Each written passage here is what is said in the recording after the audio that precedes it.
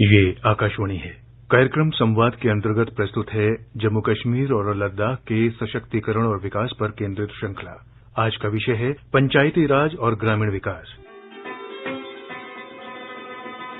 वैसे तो हमारा पूरा देश, हमारा भारत भौगोलिक रूप से न केवल विस्तृत है, बल्कि अपने आप में पूरब से लेकर पश्चिम तक और उत्तर से दक्षिण तक प्राकृतिक सौंदर्य से भी ओतप्रोत है। भौगोलिक और प्राकृतिक सुंदरता की बात हो तो दिमाग में जिस अंचल का नाम सबसे पहले आता है वो है जम्मू कश्मीर अंचल। देश के अन्य सभी भागों की तरह ही जम्मू कश्मीर भी अब सतत विकास के मार्ग पर अग्रसर है। ये पूरा क्षेत्र अपने आप में लंबे इतिहास, अद्भुत भूगोल, विविध संस्कृति, साहित्य, भाषा, बोलियां, आस्था, विज्ञान और न जाने कितनी विधाओं को पोषित करता आ रहा है। लेकिन पिछले कुछ वर्षों में इस क्षेत्र के लोगों ने विकसित भविष्य के सोपान चढ़ना शुरू कर दिया है। खासतौर पर पिछले कुछ वर्षों में इस अंचल ने विविध क्षेत्रों में उल्लेखनीय प्रगति की है। हाशिए में रहने वाले लोगों को लंबे समय तक बहुत सारी मूलभूत जरूरतों से भी वंचित रहना पड़ा, लेकिन धीरे धीरे पिछले कुछ वर्षों में हाशिए के ये लोग देश की मुख्य धारा का हिस्सा बन रहे हैं। अपने विकास के साथ साथ देश के विकास में भी भागीदार बन रहे हैं। केंद्र शासित प्रदेश जम्मू कश्मीर और लद्दाख भारत के अन्य राज्यों की तरह प्रधानमंत्री नरेंद्र मोदी के मुख्य कार्यक्रमों जैसे स्वच्छ भारत मिशन, प्रधानमंत्री आवास योजना ग्रामीण, आयुष्मान भारत योजना, प्रधानमंत्री रोजगार योजना से लाभान्वित हो रहे हैं। प्रगति और विकास की कुछ ऐसी ही कहानियों के जरिए हम इस क्षेत्र की प्रगति यात्रा को बेहतर रूप में समझने की कोशिश कर रहे हैं। केंद्र शासित प्रदेश बनने से पहले जम्मू कश्मीर में गांव की ओर चले अभियान का पहला चरण शुरू किया गया था। इस अभियान का उद्देश्य ग्रामीण जनता के द्वार तक प्रशासनिक सुविधाओं को पहुंचाकर विकास कार्यों में उनकी सहभागिता सुनिश्चित करना है।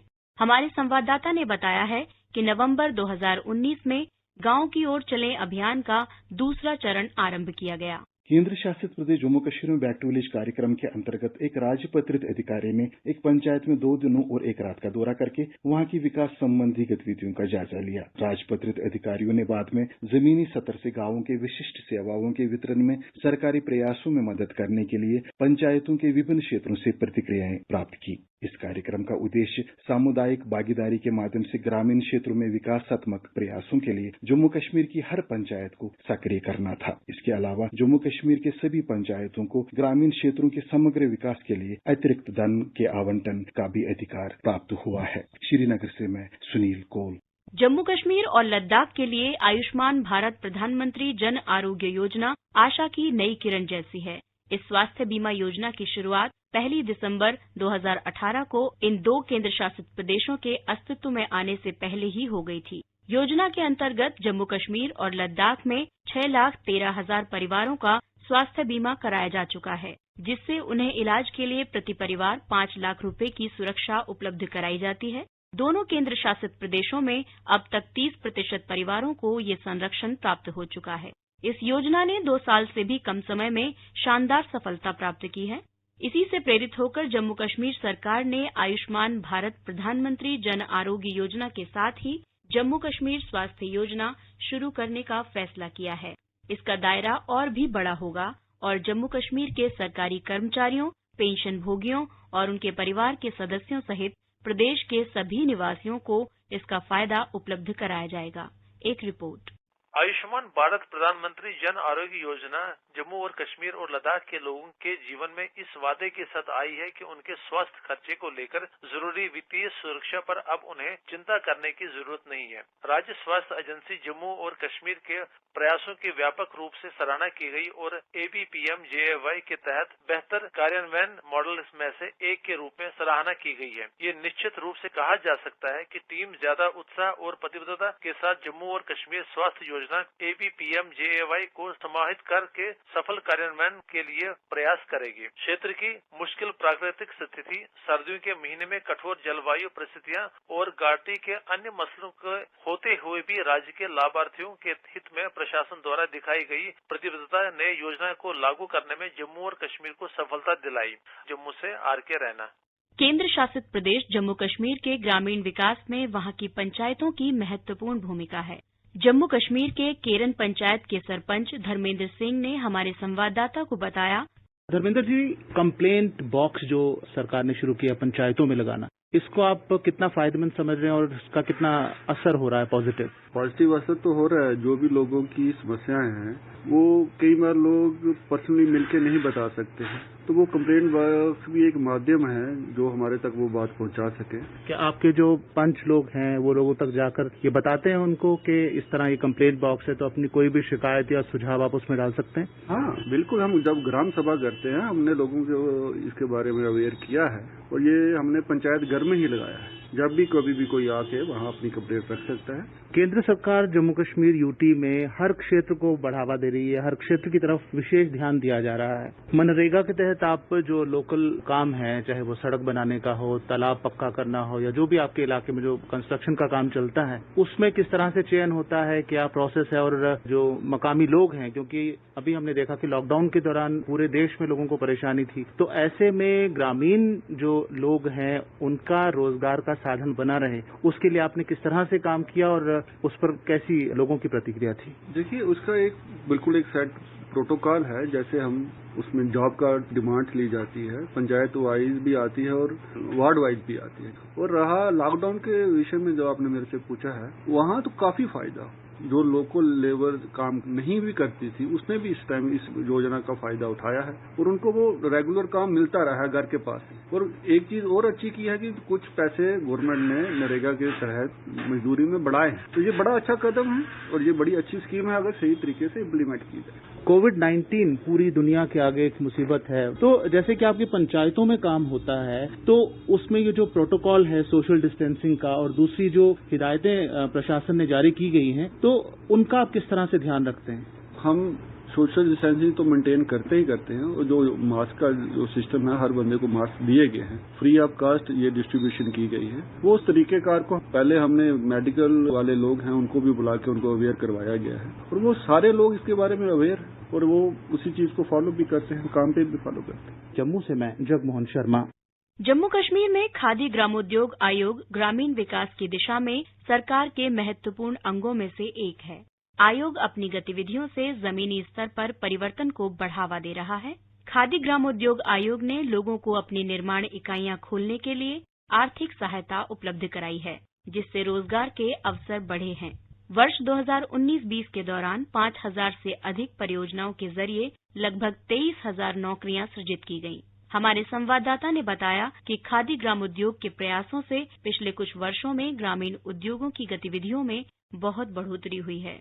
केवीआईसी ने सबका ध्यान उस वक्त अपनी तरफ आकर्षित किया जब जम्मू के नगरोटा में केवीआईसी की तरफ से 2016 में स्थापित किए गए खादी रुमाल केंद्र ने फेस मास्क तैयार करने का बीड़ा उठाया। ये वो समय था जब भारत को कोरोना वैश्विक महामारी प्रति सजग होना बाकी था और हर तरफ फेस मास्क की कमी खल रही थी। नगरोटा के केवीआईसी केंद्र में कश्मीर घाटी के आतंकवाद से प्रभावित परिवारों की लगभग 300 महिला कारीगरों ने रुमाल बनाने के बजाय फेस मास्क बनाना शुरू किया और इस केंद्र को मास्क सप्लाई केंद्र में बदल दिया गया। इन महिला कारीगरों ने सूती खादी फेस मास्क के उत्पादन में बढ़ चढ़कर काम करना शुरू किया। ये मास्क न केवल त्वचा के लिए उपयुक्त है बल्कि इसको धोकर दोबारा इस्तेमाल भी किया जा सकता था। साथ ही ये खादी का सबसे सस्ता उत्पाद था। इस केंद्र से जम्मू कश्मीर सरकार ने ही 7.5 लाख खादी फेस मास्क के लिए ऑर्डर दिया। उसका उद्देश्य न केवल अपने लोगों को इस बीमारी से बचाना था बल्कि आर्थिक संकट के दौरान जम्मू कश्मीर के कारीगरों को मदद भी करना था। आइए अब सुनते हैं जम्मू कश्मीर के ग्रामीण विकास और पंचायती राज विभाग की सचिव शीतल नंदा से भेंटवार्ता। भेंट करता है पत्रकार नीलाभ श्रीवास्तव। आज हम बात कर रहे हैं जम्मू कश्मीर के पंचायती राज और ग्रामीण विकास के मुद्दों पर। जम्मू कश्मीर और लद्दाख के जो केंद्र शासित प्रदेश हैं वो प्रगति के अपने पथ पर अग्रसर हैं। नंदा जी, हमने देखा कि पिछले 1 साल में किस तरह से केंद्र सरकार ने बहुत सारे सेंट्रल गवर्नमेंट के स्कीम्स डेवलपमेंट से रिलेटेड, वेलफेयर से रिलेटेड, इनको भी चालू किया गया, इनिशिएट किया गया। इसमें बहुत बड़ा रोल है पंचायती राज का। लोगों को, आमजन को, नागरिकों को विकास से जोड़ने की अगर जो सबसे अच्छी प्रयास हो सकते हैं वो ग्रामीण विकास और पंचायती राज के द्वारा किए जाते हैं। अभी हाल ही में हम पढ़ रहे थे कि आपने एक अचीवमेंट्स का एक डॉजियर भी आपने अपनी तरफ से रिलीज किया है, जिसमें आपकी योजनाएं क्या थी, उनका क्रियान्वयन कैसे किया और क्या उपलब्धियां रही इस पूरे 1 साल में, 19-20 में, इसको आपने परिलक्षित किया था। आपसे जानना चाहेंगे सबसे पहले कि क्या योजनाएं हैं, कैसा रहा ये 1 साल Jammu Kashmir as a union territory और किस तरह के डेवलपमेंट्स को आपने इनिशिएट किया, और उसके बाद आपसे बात करेंगे उपलब्धियों। ये जो यूनियन टेरिटरी बनने के बाद का जो सफर है, एक्चुअली इसकी तैयारी कुछ महीने पहले से ही आप कह लें कि जब से गवर्नर रूल और प्रेसिडेंट रूल लगा था तभी से शुरू हो गई थी हमारे डिपार्टमेंट की तरफ से कि हमने पंचायत के इलेक्शंस करवा दिए थे दिसंबर में, और जितनी उनको पावर्स देने के लिए जो जो अमेंडमेंट्स जरूरी थी एक्ट में, जिसकी वजह से फिर 73rd अमेंडमेंट का जो जो प्रावधान है और जो जो उसके तहत हमें करना है वो हम कर पाए, वो हम सारा अपने एक्ट में सारी अमेंडमेंट्स ले आए थे। क्योंकि हमारी तैयारी ऐसी पूरी थी, तो उसके बाद जब और फर्दर हमने प्रोग्रेस किया तो हमारे यहाँ पंचायतें ना होने की वजह से 4 साल से हमारे पास 14 फाइनेंस कमीशन की ग्रांट्स नहीं आई थी। जैसे ही पंचायतें हमारे यहाँ गठित हो गई तो सेंट्रल गवर्नमेंट ने वो हमें रिलीज कर दी। तो वो अप्रोक्सीमेटली जो 1400 करोड़ से ज्यादा जो पैसा आया है यूटी को, वो उनको नीचे छोड़ दिया गया है। उसके साथ साथ हमने ये डिसाइड किया था कि बहुत सारी स्कीम्स, इम्पोर्टेंट स्कीम्स जो है वो सीधा पंचायतों को दे दी जाएंगी, जैसे कि बच्चों की जो मिड डे मील की स्कीम है और जो आईसीडीएस की आंगनवाड़ी की स्कीम है और जो नरेगा है, ये सारी सीधा पंचायतों को दे दी जाए, क्योंकि ये हमारे लोगों के, गांव के लोगों के बच्चे हैं जो स्कूल जाते हैं तो उनको वही लोग खाना खिलाए बनाकर, और जो आंगनवाड़ी में जाते हैं वो भी वहीं की औरतें और बच्चे और लड़कियां, तो उनका ख्याल भी वो खुद ही रखें। और नरेगा तो आपको पता ही है कि होता ही गांव वालों के लिए है और पंचायतों के लिए है, तो खुद ही प्लान बनाए, खुद ही काम करवाएं और खुद ही फिर उसकी पेमेंट भी करें। इसी मंशा के साथ ये 14th FC का पैसा, मिड डे मील का पैसा, आईसीडीएस का पैसा और नरेगा का पैसा उनको ट्रांसफर कर दिया गया है। और इंटरेस्टिंग जो एक स्कीम हम देख रहे थे, शायद आपने इनिशिएट किया है, वो है बैक टू विलेजेस, गांव की ओर। इसमें शायद ऐसा प्रावधान है कि एक गस्टेड अफसर जाएंगे विलेजेस में, गांव में, और वहां पर रहेंगे और साथ में लोगों की जो जन सामान्य की जो समस्याएं हैं उसके बारे में वो रूबरू होंगे। थोड़ा सा इसके बारे में विस्तार से बताएं। ये बैक टू विलेज का जो हमारा प्रोग्राम है, ये एक्चुअली अब तक 2 इसके फेजेस हो चुके हैं। पहला जो था, जिसको हम बैक टू विलेज 1 कहते हैं, वो 20 जून से लेके 27 जून 2019 में हुआ था, और जो दूसरा इसका फेज था वो 25 नवंबर से लेके 30 नवंबर तक हुआ था। इसमें जैसा कि आपने बताया, हमने ये इंश्योर किया था कि हमारी जितनी पंचायतें हैं, जो लगभग 4500 के करीब की जून में, तब हमने ये इंश्योर किया कि हर 4483 एवरी पंचायत में एक गेजेटेड ऑफिसर जरूर जाएगा। वो वहाँ 2 दिन और 1 रात रहेगा और वहाँ के लोगों के साथ इंटरैक्ट करेगा, वहाँ पे स्कीम्स कैसी इम्प्लीमेंट हो रही हैं देखेगा, वहाँ पे जो हमारे गवर्नमेंट ऑफिसेज हैं उनकी फंक्शनिंग कैसी हो रही है वो देखेगा, क्या उनकी मेन जरूरियात हैं वो देखेगा, और फिर ये भी देखेंगे वो ऑफिसर्स की कैसे इस एरिया को डेवलप किया जा सकता है, यहाँ का इकोनॉमिक पोटेंशियल क्या है। और फिर वहाँ पे, क्योंकि नई नई पंचायतें गठित हुई थी जून में जब वो पहली बार अफसर गए, तो उनको पंचायतों को ये बताना कि उनके क्या राइट्स हैं, उनके क्या काम है, कैसे उन्होंने स्कीम्स इम्प्लीमेंट करनी है, क्या गवर्नमेंट उनके बारे में चाहती है और कैसे उनको एम्पावर करना चाहती है, और क्या क्या गवर्नमेंट की स्कीम्स हैं जिनके बारे में लोगों को अवेयरनेस होना चाहिए। तो ये सारा उनको काम दे के, मैंडेट दे के इन पंचायतों में भेजा गया था। और ये अफसर वहाँ, जो सच बात है कि इतने ज्यादा इन्वॉल्व हो गए हमारे ऑफिसर्स की, कई लोग तो 2 दिन 1 रात रहने की बजाय और बड़ा टाइम वहाँ रह के स्पेंड करके लोगों के साथ बातचीत करके उनके रियल प्रॉब्लम्स जो ग्राउंड पे हैं वो समझ के फिर ऑफिस में आए। तो इससे दोनों को फायदा हुआ, पंचायतों को भी और ऑफिसर्स को भी, क्योंकि एक विजन मिलता है एक अफसर को जब वो फील्ड में जाता है कि क्या जरूरियात है एक्चुअली लोगों की। और जब इसका फेज 2 हुआ नवंबर में, तो हमने ऑफिसर्स को इस मैंडेट के साथ भेजा कि जाइए देखिए जो आप बैक टू विलेज 1 में देख के आए थे, क्या उससे कुछ इम्प्रूवमेंट हुआ है, क्या आगे कुछ काम बढ़ा है, क्या लोगों की अवेयरनेस अब पहले से ज्यादा है, क्या गवर्नमेंट ऑफिसर्स अब ज्यादा कोऑपरेट कर रहे हैं पंचायतों के साथ, समझ रहे हैं उनके राइट्स को, कैसे उनको हेल्प करना है फंक्शनिंग में, और एक उनकी इनकम बढ़ाने के लिए क्या क्या और efforts, specially agricultural farm income बढ़ाने के लिए और क्या क्या एफर्ट्स किए जा सकते हैं। तो ये मैंडेट्स देके इनको भेजा गया था and it was a huge success. लोगों ने बहुत ही खुशी से इन ऑफिसर्स का वेलकम किया, बोथ द टाइम्स, पहले भी और दूसरे फेज में भी, और अपनी उनको खाली परेशानियां नहीं बताई बल्कि उनको फुल कोऑपरेशन भी दिया। एंड हमारे ऑफिसर्स ने भी एक तरह से इन पंचायत को अडॉप्ट कर लिया, क्योंकि वही अफसर जो पहली बार जिस पंचायत में गया था वो दूसरी बार भी उसी पंचायत में गया, तो वो एक तरह से उसी अफसर की ही पंचायत बन गई और वो वहीं पे उन्होंने अडॉप्ट कर लिया और उसके लिए लगातार कोशिश करते रहते हैं कि कुछ हो। जी हाँ, ये कंटिन्यूटी एक मिली उस सब्जेक्ट में। आपने एक शब्द का इस्तेमाल किया, इकोनॉमिक पोटेंशियल हम देख रहे हैं रीजन का, किस तरह से क्या एसेट्स या किस तरह के बेनिफिट्स हैं आपके जम्मू कश्मीर की पंचायतों के और ग्रामीण विकास में, और किस तरह के चैलेंजेस हैं जो आपको फेस करने पड़ते हैं, आपको देखने पड़ते हैं? जम्मू कश्मीर में पंचायतों का अलग अलग जगह का अलग अलग रीजन का अपना अपना पोटेंशियल है। कुछ पंचायतों का पोटेंशियल एग्रीकल्चर है, कुछ पंचायतों का पोटेंशियल टूरिज्म है, कुछ पंचायतों का potential animal husbandry, horticulture. Every place has its own unique potential, और यही इस शायद यूटी की पहचान भी है कि इतने ही एरिया में इतना ज्यादा वेरिएंस है कि हर जगह का अपना एक आइडेंटिफिकेशन है, अपनी एक आइडेंटिटी है, तो वो अलग अलग हर जगह का है। और इसीलिए जब हमने दूसरी बार अफसरों को भेजा था तो हमने कोशिश की थी कि वो एग्रीकल्चर, हॉर्टिकल्चर और एनिमल हस्बेंड्री और इन सब चीजों पे थोड़ा और ध्यान देखें कि वहाँ स्कीम्स इम्प्लीमेंट हो रही है कि नहीं हो रही है, इंडिविजुअल बेनिफिशियरी स्कीम्स, और कैसे हम इनको इम्प्रूव कर सकते हैं। और हमारी ये कोशिश है, क्योंकि कोविड वगैरह के चलते थोड़ा तो स्लो हो गया प्रोसेस, वरना कोशिश यही है कि जो भी बैक टू विलेज 1 और बैक टू विलेज 2 में जो फीडबैक आया है उस पर आगे काम किया जाए, और इसको एक रेगुलर प्रोसेस बनाना चाहते हैं। कोशिश करेंगे कि बैक टू विलेज 3 भी कंडक्ट हो, 4 भी, 5 भी, और ये प्रोसेस चलता रहे। प्रधानमंत्री के डेवलपमेंट पैकेज की हमने बात सुनी थी, जो एलोकेशन होता है इसके अंतर्गत वो शायद 27% का एक्सपेंडिचर था, जिसे अब हमने बढ़ा के अराउंड 50% से 50% के आसपास किया है। कई सारे प्रोजेक्ट 17 से 20 प्रोजेक्ट में जो कंप्लीट हुए हैं। तो हम जानते हैं नरेगा आपने मेंशन किया था, ये और भी जो केंद्र सरकार की कई स्कीम्स थी जो शायद बाइफरकेशन ऑफ द स्टेट के बाद, जब यूटीज बन गए, इसके बाद इम्प्लीमेंट होने चालू हुए, तो उनके बारे में थोड़ा सा विस्तार से हमारे श्रोताओं को बताएं।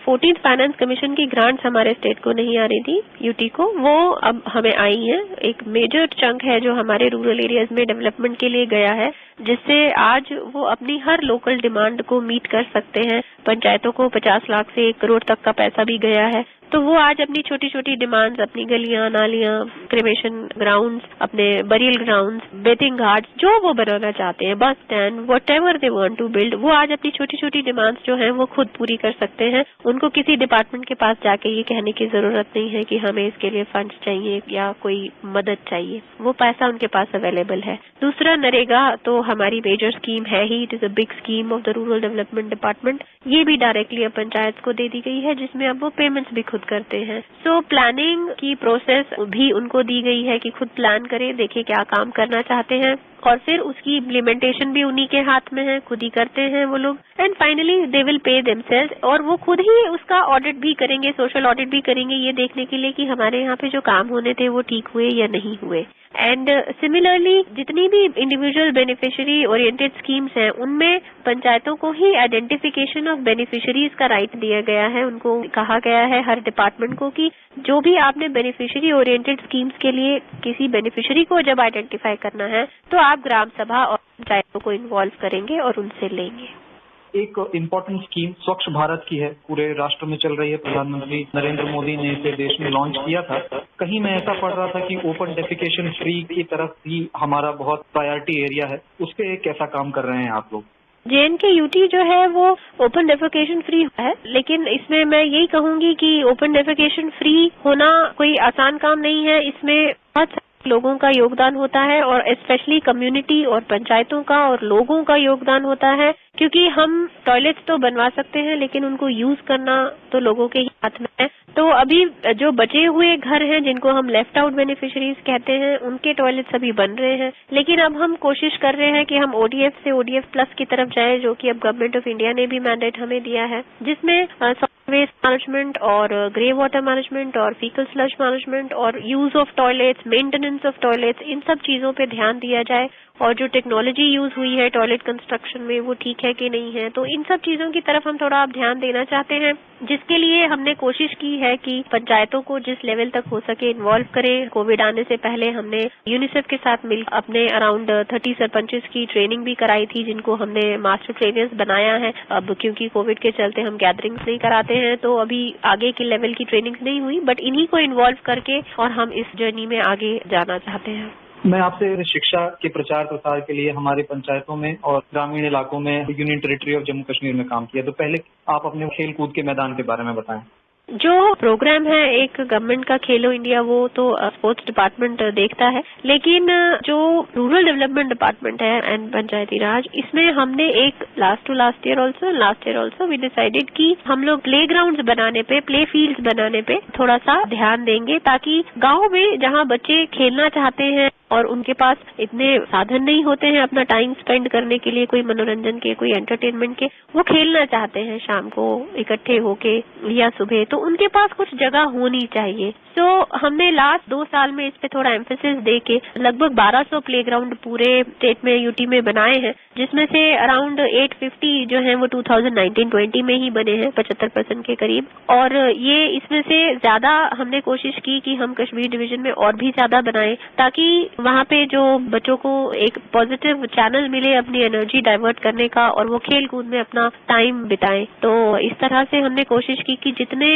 अच्छे प्लेग्राउंड्स बन सके वो बनाएं। कहीं कहीं तो हमारे पास लैंड अवेलेबल था, तो हमने यहाँ तक कि 10 कनाल तक में हमने प्लेग्राउंड बनाए हैं। शिक्षा के प्रचार प्रसार के बारे में हम बात कर रहे थे। मैं ऐसा कहीं डेटा में पढ़ रहा था, जो गवर्नमेंट डेटा है, कि शायद 15 नए डिग्री कॉलेज स्टैब्लिश किए गए हैं और ये पिछले 7 दशकों में हैं। तो आप लोगों ने स्कूल्स को क्रिएट करना या कॉलेजेस को क्रिएट करने के स्तर पे इन क्षेत्रों में क्या काम किया है?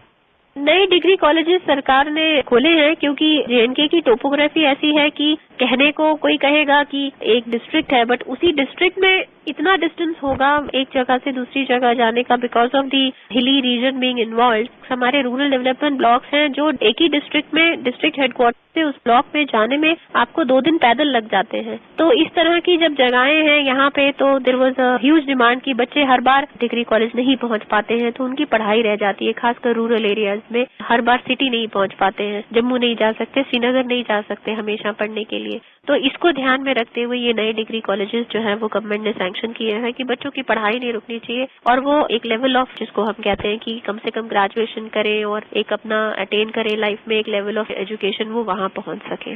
अभी आप सुन रहे थे जम्मू कश्मीर के ग्रामीण विकास और पंचायती राज विभाग की सचिव शीतल नंदा से भेंटवार्ता। भेंटकर्ता थे पत्रकार नीलाभ श्रीवास्तव। और अब बात करते हैं लद्दाख की।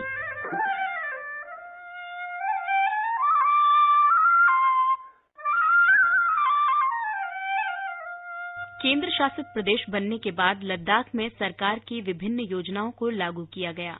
इन योजनाओं से विभिन्न पंचायतें लाभान्वित हो रही हैं, जिसमें गांव की ओर चले अभियान भी शामिल है।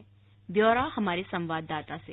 बैक टू विलेज योजना के तहत अधिकांश परियोजना करगिल में जल संरक्षण और भूजल संचयन पर केंद्रित है और सर्दियों के दौरान अपाशित जल के उपयोग करने के लिए ध्यान केंद्रित किए जा रहे हैं। करगिल में विशेष रूप से अपातित सिल्मो संडो आदि ऐसे ग्रामीणों को आइस स्तूपा के अवरोधना पर केंद्रित ग्लेशियर विकसित किए गए थे। आर्टिफिशियल ग्लेशियर का परिणाम जो बैक टू विलेज स्कीम के तहत बनाए गए थे, ग्रीष्मकाल में देखा गया था, जब अपाती के लोग जो सूखे से बुरी तरह प्रभावित हैं वे लाभान्वित हुए और उन्होंने आसानी से अपनी फसल काट ली। असिस्टेंट कमिश्नर डेवलपमेंट कारगिल गुलाम मोहम्मद ने बताया कि बैक टू विलेज योजना में रूरल डेवलपमेंट डिपार्टमेंट कारगिल के तहत कुल परियोजना 5 करोड़ से अधिक के हैं, जिनमें से 3 करोड़ के परियोजना पूरे हो चुके हैं और भुगतान हो चुका है। 110 प्रोजेक्ट हमने आइडेंटिफाई किए टोटल डिस्ट्रिक्ट कारगिल में 98 पंचायत। उसमें मैक्सिमम हमारा वाटर कंजर्वेशन पे था, जिसमें हमने बहुत सारे जगहों में हमने आर्टिफिशियल वाटर ग्लेशियर का जो कंसेप्ट को हमने एडॉप्ट करने की कोशिश किया। सिल्मो देहात के अब्बासू बैक टू विलेज स्कीम के तहत बनाए गए आर्टिफिशियल ग्लेशियर के लाभार्थियों में से एक है और उन्होंने कहा कि ग्लेशियर ने गांव के पारंपरिक वाटर स्प्रिंग को रिचार्ज करने में मदद की है। हमारे लिए बहुत ही फायदेमंद रहा, जिससे हमारे जो नीचे के जो चश्मे थे उनमें पानी जो है ज्यादा बढ़ गया। कारगिल यूनियन टेरिटरी लद्दाख से इनायत अली।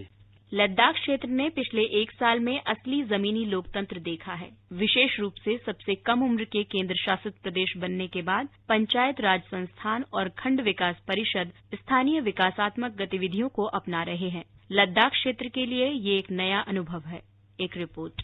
यूनियन टेरिटरी बनने के बाद तुरंत प्रशासन ने लेह में पंचायत सरपंचों का साथ एक संवादात्मक सत्र की थी। खासतौर पर केंद्र द्वारा महात्मा गांधी की 150वीं जयंती के उपलक्ष्य में स्थानीय मुद्दे और आवश्यकताओं को बेहतर समझ रखने के लिए बैक टू विलेज कार्यक्रम के तहत गांवों का दौरा करने के लिए अधिकारियों को आदेश दी गई। तदनुसार विभिन्न विभागों के अधिकारी राजस्व गांवों में रुके थे। जिन अधिकारियों ने बैक टू विलेज कार्यक्रम में भाग लिया है, उन्होंने विभागीय वार रिपोर्ट प्रस्तुत की है। वार्षिक कैपेक्स बजट में आवंटन की योजना बनाने के लिए लद्दाख ऑटोनोमस हिल डेवलपमेंट काउंसिल के लिए यह रिपोर्ट कार्यक्रमों और विकास गतिविधियों को बनाने के लिए महत्वपूर्ण हो गई है। दूसरी ओर पंचायत सरपंच भी सक्रिय हो गए हैं, क्योंकि वे अपने गांव के विकास की कार्यवाही में खुद को मुख्य भूमिका निभाते हुए नजर आए हैं। एक इंजीनियरिंग स्नातक जो पूर्व लद्दाख में एक सीमावर्ती ब्लॉक के गांव कुंगियाम पंचायत सरपंच के रूप में चुने गए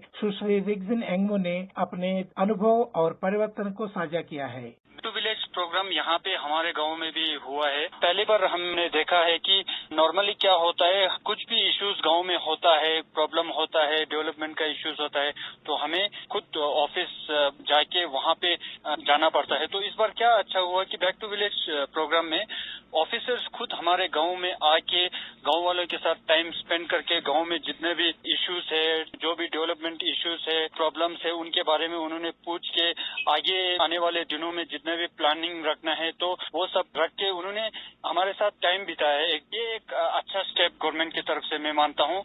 और साथ ही साथ में मैं ये भी उम्मीद रखता हूँ कि जितना भी मतलब हमने प्लानिंग दिया है ऑफिसर्स के सामने, तो उसको ग्राउंड लेवल पे प्रैक्टिकली अगर कंप्लीट हो तो मुझे लगता है कि हमारे गांव में बहुत सारे डेवलपमेंट होगा। पंचायत और ब्लॉक दोनों स्तरों पर स्थानीय प्रशासन के लिए एक पता देने के लिए प्रशासन ने बुनियादी ढांचे के निर्माण पर ध्यान केंद्रित किया है। लेह से रमेश चंद्रा। केंद्र शासित प्रदेश लद्दाख अपने प्राकृतिक सौंदर्य और सांस्कृतिक मूल्यों की अमूल्य धरोहर के लिए जाना जाता है। लद्दाख की इन्हीं विशेषताओं के बारे में वरिष्ठ पत्रकार विजय क्रांति ने आकाशवाणी से अपने विचार साझा किए। देखिए, लद्दाख बहुत मायनों में बाकी पूरे भारत से अलग है। ये बर्फ का इलाका है, इसे बर्फ का रेगिस्तान भी कहते हैं, और जो संस्कृति के मामले में ये इलाका बहुत ही रिच है। तो अब ये मौका है जब लद्दाख की जो अपनी संस्कृति है, लद्दाख की जो अपनी खूबसूरती है, वहाँ की जो प्रकृति की देन है, वहाँ की जड़ी बूटियां हैं, वहाँ की वनस्पति है, वहाँ की धूप है और वहाँ की जो तूफान है, वो सब ऊर्जा के स्रोत हैं। वहाँ के जो मेले हैं, वो भले ही हेमिस का मेला हो, कारगिल में लगने वाले मेले हों, ज़ांस्कार के मेले हों, और बहुत सारे जो दूसरे जो त्योहार वहाँ चलते हैं, सिंधु दर्शन है, ये सब अपने आप में बहुत इतनी शक्ति रखते हैं कि पूरे भारत को और पूरी दुनिया को अपनी ओर आकर्षित कर सके। लद्दाख की एक और खूबसूरती है वहाँ का संगीत।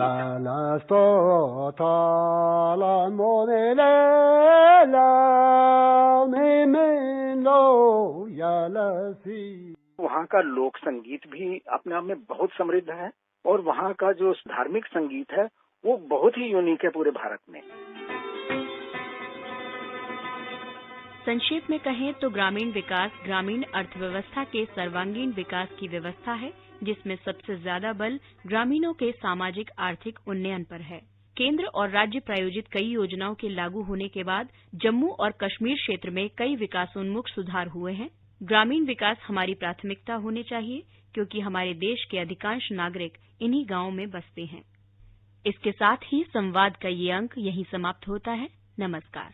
कार्यक्रम संवाद के अंतर्गत आप सुन रहे थे जम्मू कश्मीर और लद्दाख के सशक्तिकरण और विकास पर केंद्रित श्रृंखला। आज का विषय था पंचायती राज और ग्रामीण विकास।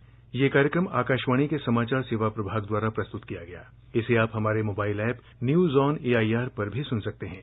इस कार्यक्रम के संबंध में अपनी प्रतिक्रिया आप हमें ईमेल कर सकते हैं। पता है airnsdtalks@gmail.com। ये कार्यक्रम फिर से सुनने के लिए लॉग ऑन करें हमारी वेबसाइट newsonair.com।